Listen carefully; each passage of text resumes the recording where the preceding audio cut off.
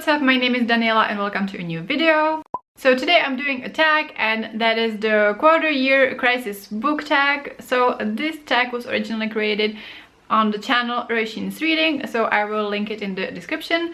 And this tag is something like the mid-year book freakout tag, except for obviously it's in the quarter of the year. And yeah, I really love this idea to have a way to summarize the first few months of the year. I'll be talking about my state of reading as of 23rd of April, which is when I wrote down the answers. But without further ado, let's look at the questions. So question number one is, how many books have you read so far this year? So this year I have read 15 books, which, considering that my goal for this year is only 30, I'm already 50% into the goal, which is great. In other years I was reading more, but I'm really glad I'm reading at least something, and that I'm being quite intentional about which books I pick, and you know, I'm quite enjoying myself, which I think is the most important thing. So question number two is, have you already found a book you think might be a 2023 favorite? If not, what was your favorite book you read that wasn't quite 5 stars? So I have one book that I gave 5 stars to, and it was the only 5 star that wasn't a reread. And I don't think it will necessarily be a total favorite of the year, but it will probably make it into the top 10, and that is Delilah Green Doesn't Care by Ashley Herring Blake. So I've been meaning to read this book for such a long time, basically since it came out, and I finally read it a few days ago and yeah, I loved it. This is an example of a book that, since I hear about it, I just know that I'm going to love it, and then when I start reading it, I'm like, yep, I was right. So there are multiple things that drew me to this book. So for one thing, the cover is absolutely stunning. It's a sapphic romance, and the main character is a photographer, so there are a lot of things that are kind of appealing to me. So we have 2 main characters and 2 points of views in this book. So we have Delilah, and her parents died when she was little. So her mom died when she was very little, and then her father died when she was around 10. And at that time, the father found a new wife, and so Delilah had a stepsister called Astrid, and now Astrid is getting married, and she asked Delilah to come back to her small town to be a photographer for the wedding. Now the relationship between Delilah and Astrid is very complicated, because after Delilah's father died, everyone in the family kind of shut down, and they never really found their way into each other's hearts. So yeah, like Astrid and Delilah didn't really have much of a relationship, and then Astrid's mom was also kind of cold towards Delilah. So Delilah kind of retreated into her own world, and you know, was spending a lot of time alone, and she was considered like the weird kid, and Astrid's friends kind of made fun of her.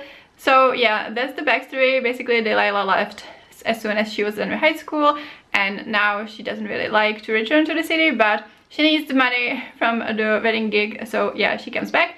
And on her first night she meets Claire again, which is one of Astrid's friends, and Claire doesn't remember who she is. Like Delilah has changed a lot, so she doesn't recognize her, and Claire's friend dares her to, you know, get someone's number at the bar. So Claire approaches Delilah, not knowing who she is, and hits on her, and yeah, everything kind of unravels from there. Claire is a single mom. She's raising her 12-year-old daughter, Ruby, alone. Her ex, named Josh, kind of comes and goes and isn't really reliable. So she's been on her own for some time, but she's really drawn to Delilah, and yeah, Delilah is also very drawn to Claire. So this book has great representation. So Delilah is a lesbian and Claire is bi, and then there are some other queer characters. I really love the characters in this one. I thought that both Claire and Delilah were really fleshed out, and you know, yeah, I was rooting for both of them, and also the 2 of them together. Delilah is a bit rough around the edges, and Claire is basically a sweet cinnamon roll, but she's also like can be fierce when it comes to her daughter and stuff. So yeah, they're also both kind, and yeah, basically this book is full of complicated relationships. So you have the complicated sister relationship between Astrid and Delilah, and how they are very slowly finding their way to each other. And then, you know, the relationship between Claire and Delilah is also complicated because they both have a lot of issues. Then we have the relationship between Delilah and her stepmom, and Astrid and her mom. And, you know, I like that not everything was resolved super nicely in this book. I mean, this is a series, so maybe we will get some more continuation of those relationships and the mending of them. I really enjoyed hearing about other parts of the characters' lives. So as I've said, Delilah is a photographer, and we get to hear about her art, and she's also teaching Ruby something about photography, which was really sweet. And then Claire owns a bookstore, so obviously that's also appealing. There were a couple of things that I didn't love about this book. So at the beginning there is an element of a bet. Basically, when Delilah is talking with Astrid, and Delilah is kind of messing around, saying that she will hook up with Claire as a bet, and I was really afraid how that's going to play out, because I really didn't want to see like another 10 reasons I hate about you unfold. So yeah, there was a potential for like a big drama. I have to say that I didn't find it like a huge problem. Like, I don't think there was like a huge miscommunication trope, or like it wasn't very dragged out, so that was fine.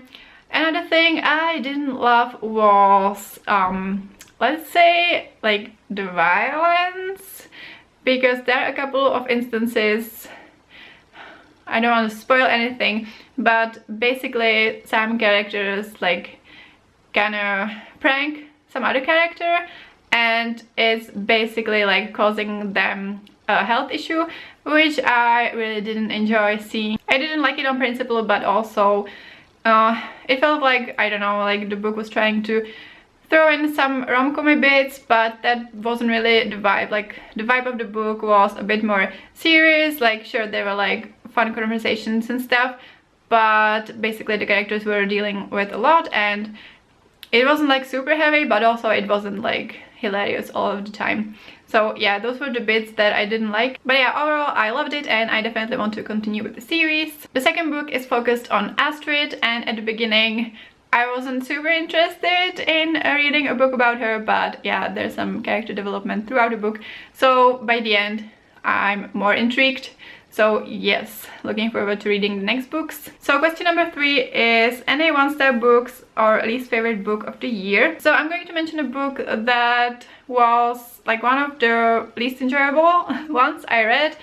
I can't say that it was like super surprising that I didn't love it, but still, you know, I kind of hoped I would like it more, and that was Carrie Soto is Back by Taylor Jenkins Reid. So yeah, I had this mixed expectations from this book, because previously I loved some Taylor Jenkins Reid books, and then I didn't really enjoy Malibu Rising all that much. Like, it was like 3 or 4 stars. I thought it was quite underwhelming, and Carrie Soto appears in that book, and you know, I wasn't super intrigued to read a book about her, but then I thought that I might as well read it and see. So this is one of her books that focus on one person who is famous, and it's kind of historical in the way that it goes like several decades back, and we follow Carrie Soto, who is the best tennis player in the world at some point. And to begin with, I found the premise of the book a bit silly. So the premise is that Carrie Soto, you know, has been the best, and then she got some injury, and basically someone else a few years after like her biggest successful era has come, and now there's the threat that this new person will, you know, become the best player in the world. And Carrie is like, no, I'm coming out of retirement and I'm going to train again. I think at this point she's like in her late 30s. She's like, yeah, I just can't like, you know, allow this. And I'm just like, it's going to happen eventually. Like, what I mostly didn't like about this book is that there's not a plot, there's not much character development.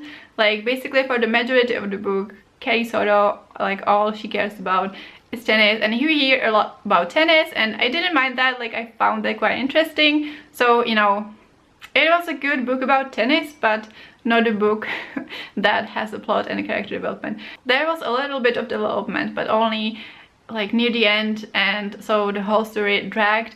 I considered the anything. I did enjoy the last portion of the book, but it didn't really redeem the rest of the book. And the thing is that I am more of a character-driven reader, I would say. You know, I don't need like a super eventful plot or like a lot of things happening, but when the character is not interesting enough because there's not enough development and we don't even get to know her so much because like her whole personality is tennis, then, you know, it gets pretty tough to read. So yeah, Carrie Soto was 3 stars, and I'm still hoping that Taylor Jenkins Reid will come with a book that will wow me again. I still have like maybe 2 books from her backlist to read, but yeah, we have some downhill tendency. The next question is most read genre so far. So yeah, I have some stats here. So from the 15 books I read, 7 were contemporary, which is a category that I lump everything contemporary together. So general contemporary or romance books is just contemporary. Then we have 4 fantasy. I was reading a fantasy series, so that's mostly that. And then we have 3 non-fiction and 1 historical, the historical one being Carrie Soto, so, you know, not like super in the past historical, but yeah, clearly I'm reading the most of contemporary, which I'm enjoying, so that's great. Also about age categories, so 5 were young adult and 10 were adult, which is pretty standard for me. I'm reading more adult than young adult, and, you know, I'm thinking to be even more selective when it comes to young adult and just focus on adult even more. But then also like a lot of amazing young adult books are coming out, so I will definitely still be reading some young adult. Next question is book that surprised you. So the question doesn't say in which way, so yeah, I'm going to be talking about The No-Show by Beth O'Leary. So this book certainly surprised me. I don't want to say that in a bad way, but yeah, basically in a bad way, because I think that it's mismarketed. So it's really marketed as a rom-com, as a really fun read, you know, maybe something like The Fletcher, even though like there were heavy things in The Fletcher, but overall I think the tone was, you know, much lighter than in this one. And basically, yeah, this was more of a general fiction. I can't really spoil it, but basically there is a plot twist and there are things that you wouldn't expect happening in a rom-com, let's put it that way. I ended up really enjoying the book, but yeah, I felt really tricked, and, you know, it's true that I read it in a very emotional period in my life, but you pick up a rom-com, that you pick up a book that's marketed as a rom-com, and you end up like sobbing twice, like being really miserable. So that's what happens. So that surprised me. You know, I still really like the book. I just think that it should have prepared me better for what was coming. So okay, what this book is about. So we have 3 main characters, 3 main female characters that we get their perspectives, and then there's 1 man, and basically all of these women know this guy and they kind of become involved with him in some way.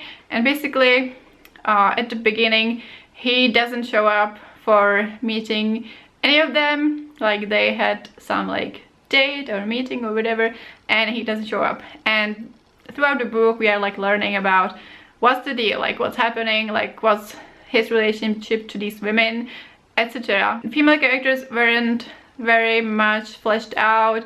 I basically mostly liked one of them, and then the other ones weren't that interesting to read about. The romance in this book, you know, I thought a part of it was good, but then it became hard to like fully root for what was happening. So yeah, I would kind of recommend this book, but be warned that it gets really heavy. Next we have a book that's come out in 2023 already that you want to read but haven't yet. So I'm gonna say Highly Suspicious and Unfairly Cute by Talia Hibbert. So this is Talia Hibbert's young adult book. I think it's her first young adult book, and I mean, in any rate, I have only read the Brown Sister series from her, so yeah, I'm really interested to read other books from her. And I think, I don't know much about this book, but I think it's about like a wilderness adventure, and you know, these two teenagers have to work together or something. So yeah, I'm quite curious about that. Next question, we have one goal you made that you're succeeding at, and I'm going to say, I guess, finishing series. So one of my goals is to finish or DNF or catch up on 5 series, and you know, so far I have finished one. I have finished the Curse Breaker series by blanking by Bridget Kemmer. So you know, that's 1 of 5.